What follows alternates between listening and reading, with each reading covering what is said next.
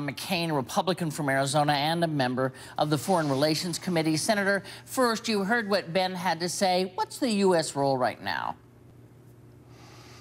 I think the United States should do what it can to bring about an end to this situation, which I slightly disagree with Ben. I would argue that given conditions in the Middle East, this might be more dangerous than any time in the past, not only conditions domestically within Israel, but also the fact that Egypt is really not playing the role they traditionally have, countries like Qatar and others that could play a role. So we obviously want to do what we can to bring an end to this conflict. But, Candy, it's very important to understand there's no moral equivalency here.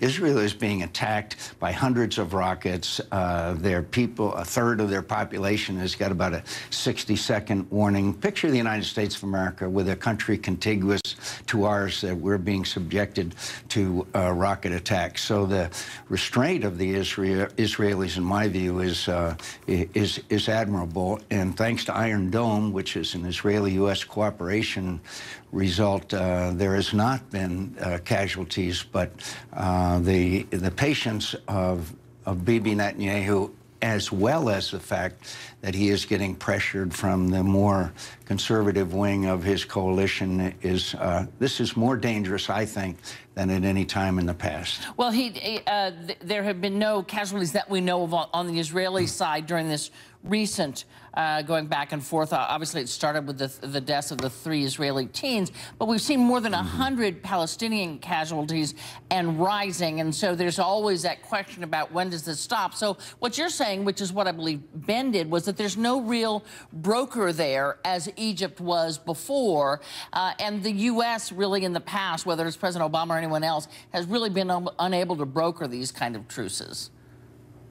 Yes, and there's because of the breakdown, the Israeli-Palestinian talks and the expectations were there, and the decision in Syria, United States influence has never been less than it is today, and we're seeing the results of that. But again, I want to point out, because there haven't been more Israeli casualties, isn't because the Hamas, a terrorist organization, hasn't tried.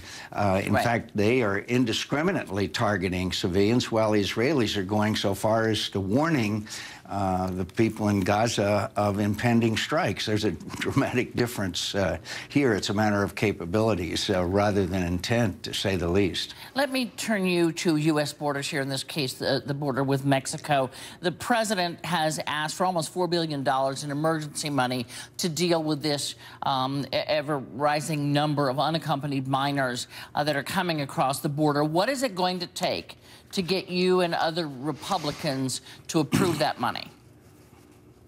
There has to be a halt to this. That's what we want. And the best way to do that is for plane loads of these young people to be returning to the country of origin, and their families who have spent as much as a year's salary paying these coyotes, who are also in the business of $85 billion a year drug business, will not be able to get their money and send their kids north. As soon as they see their money is not effective in getting their kids to this country, then it will stop, and not before. And as tragic and as terrible as this situation is, we cannot have an unending flow of children from all over the world, much less Central America, into our country. So we have to repeal. Yeah, go ahead. Go ahead. I was going to say, and I was going to talk about, you have a bill with Senator Flake, which would expedite the process that would return these children to their countries. I want to play you something that Senator Leahy said about returning these kids, and then ask you something on the other side of it.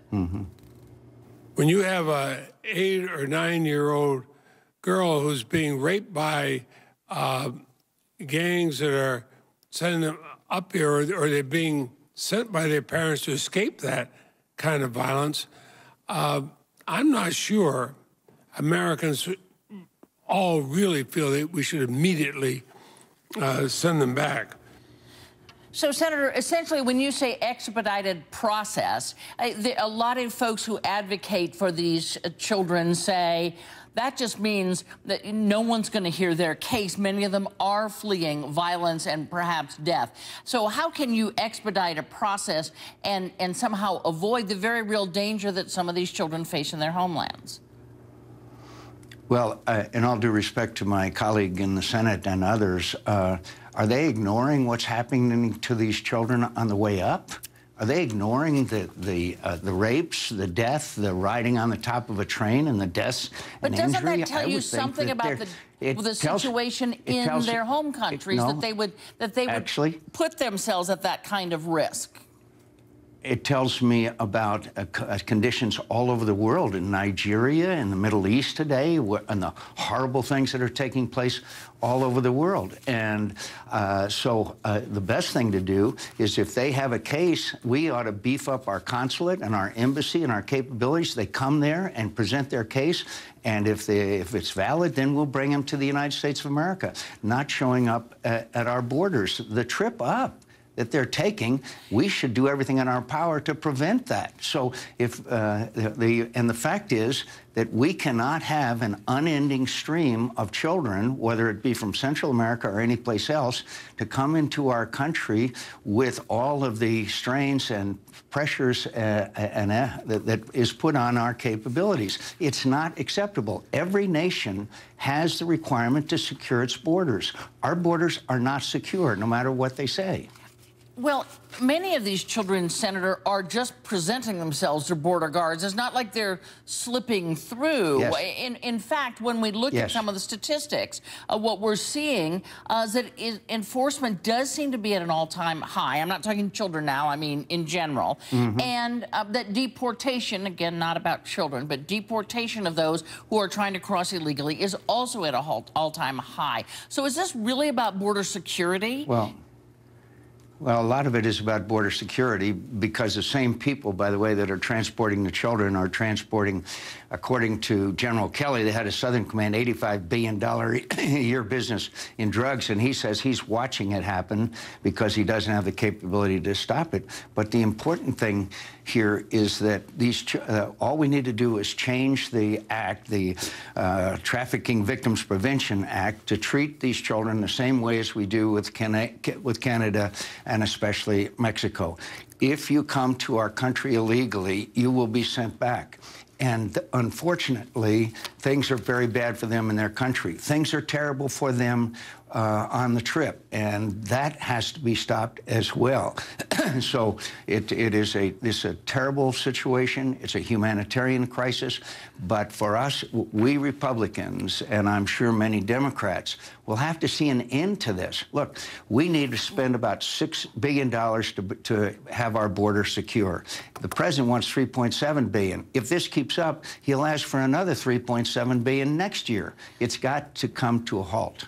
At some point, Senator, one has to take care of these 50,000 plus that have come here since October. What is your plan to deal with them? Doesn't that require more resources, more money for more social workers, more judges? The law is what the law is right now. I understand you want to change it, but doesn't the president need this money? And don't you put yourself, again, Republicans, in the position that you're complaining about this, but not giving the money to at least deal with the problem as it is right now? If we don't address the root cause of the problem, and that is sending kids back where they came from and their parents having wasted $3,000, $4,000, $5,000, $6,000, $7,000 that went in the hands of the coyotes, the same people that are transporting billions of dollars of drugs into this country, then it won't matter how much money we spend. The cause of it is that they believe that they can come here and stay no matter what the circumstances are. I'm for increasing the judges. I'm for increasing many things. By the way, technology is the way to secure our border, which is not secure. And so we can address this problem, but we have to address the root part of the problem, including increased judges and all of those those other things. Right. But it has to be brought to an end. That's my point. Unfortunately, I have to move you on to one last subject because I wanted to get your take on something that has happened in the papers, and that is an op-ed in the Washington Post from a friend of yours, Governor Rick Perry, who took on Rand Paul, another friend of yours, I suspect. And what Mr. Perry had to say was that viewed together, Obama's policies have certainly led us to this dangerous point in Iraq and Syria. But Paul's brand of isolationism, or whatever he prefers, would compound the threat of terrorism even further. Rand Paul's chief advisor responded to an inquiry from BuzzFeed, and he called the Perry article utter nonsense. Interesting to be lectured entirely in talking points, though, and his, meaning Perry's, new glasses apparently don't make him see the world any more clearly. Who sees the world, and specifically terrorism, more clearly, Governor Perry or Senator Paul? Well, it's hard for me to describe both of their positions because I don't know them very much in depth, but Senator Paul is part of a wing of the party that's been there ever since prior to World War I in our Republican Party, and that is a withdrawal to Fortress America. And I believe that the President of the United States has just shown, absent American leadership, what can happen in the world today.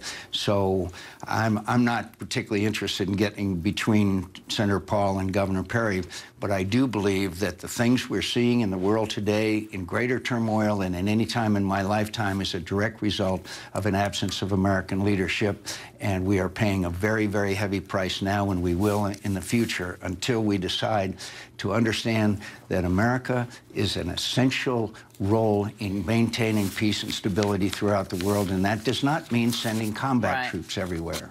My time with you is well over, but I've got to ask yes or no. Do you think Senator Paul is an isolationist? I think he has a view of America's role that is far different from mine in the world. And I understand also his appeal to many Americans who are very weary of our involvement in Iraq and Afghanistan and others. But I would argue Americans were weary after World War II when President Truman said we had to stay in Korea. Senator McCain, thank you very much. Appreciate it. Thank you. Next up.